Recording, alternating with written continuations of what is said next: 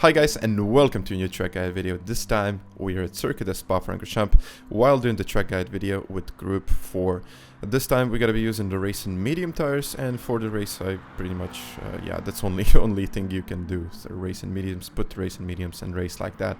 So it's gonna be a pretty competitive week, but I just the top 10 time. Yeah, I ended, as you can see here, I ended up in top 3 with 2:25.6. I think it's kind of a good lap time just to do this track guide video, and yeah, I hope you guys enjoyed it. So without further ado, let's get going.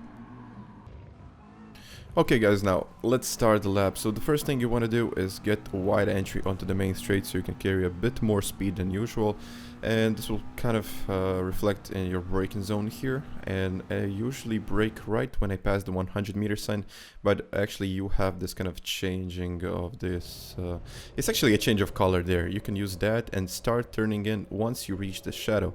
So I like to take this wider entry so I get a better exit onto this long straight, and I think it's kind of important rather than going in early. So you gotta be on the first one. You gotta be really late and really hope you get the apex right. So into Eau Rouge and Radion, just try to cut this one as much as you can. Immediate change of direction. You will actually hug the curb on the right hand side. Cut this one as much as you can without getting a penalty, and early upshift into 7th. So I think just an early upshift into 7th when you reach 220. It's different in miles, but just calculate it. So 220 kilometers per hour will get you an additional boost in total speed onto the straight. So I like to brake usually at the beginning of this curb. I think it's possible even to get on the curb and then start to steer, but it's risky. So once you get to the right hand side, actually the right curb, immediately on the power, just a little lift, and here I would just advise you guys not going in too wide. So you don't really need that wide entry. So, and again, as soon as you touch the curb on the right hand side, just go for it, put the power down. And another thing here is the curb on the left hand side. So I usually like to brake a little bit later. So once I pass it, just immediately, maybe a split second, split second decision, just to brake a little bit later than you usually would, and look at those cones on the right hand side. I think it's the second one when I usually start to accelerate. And once you get to this, it's kind of a mark. Yeah, it's mark on the curb. It's hard to notice, but yeah, once you do, you will get. It's all about practice. That's all I gotta say. So just a fraction of trail braking. If you overdo the braking there, you can actually lose a lot of speed and a lot of traction, or you can eventually slide and lose even more speed.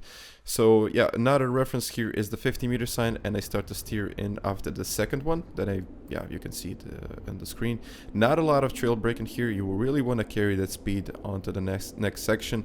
4th gear. Upshift into 5th, and I think it's maybe even better that you stay in 5th gear, but I really got to test it out to the limit.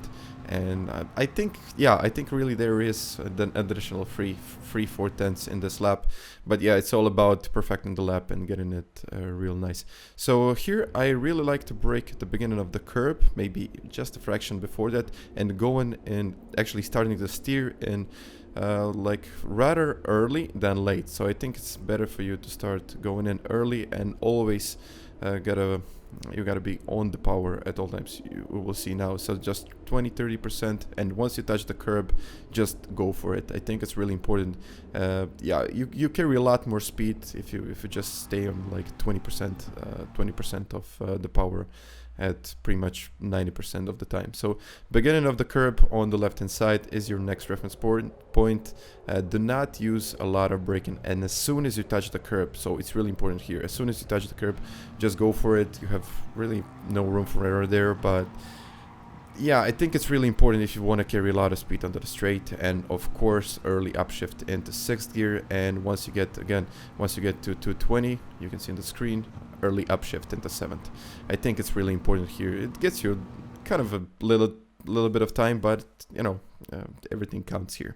So this is the second mark on the road. I usually start steering in just a fraction of a second before that.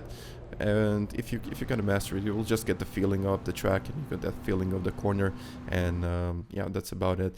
So yeah, this is the shadow, the last braking point, and I like the brake in between the 150-meter sign and the shadow.